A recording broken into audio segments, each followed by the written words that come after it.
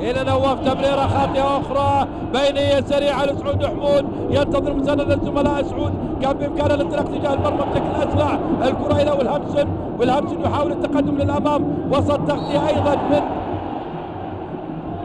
سعود. تعود الكره الى ردوي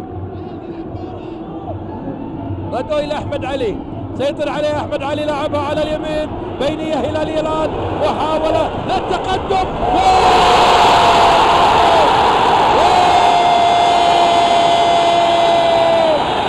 عبد العزيز الدوسري يقدم الهلاليين في الدقيقه ال40. هذه الكره، الهجمه السريعه، الكره المرتده السريعه هي كره الاهداف. اذا الهلال يتقدم في الدقيقه ال40 بوقت غير مناسب ابدا بالنسبه للبصراويين. الهلال هدف، النصر واجهه بتوقيع وإطلاق عبد العزيز الدوسري. شوف كرة سريعة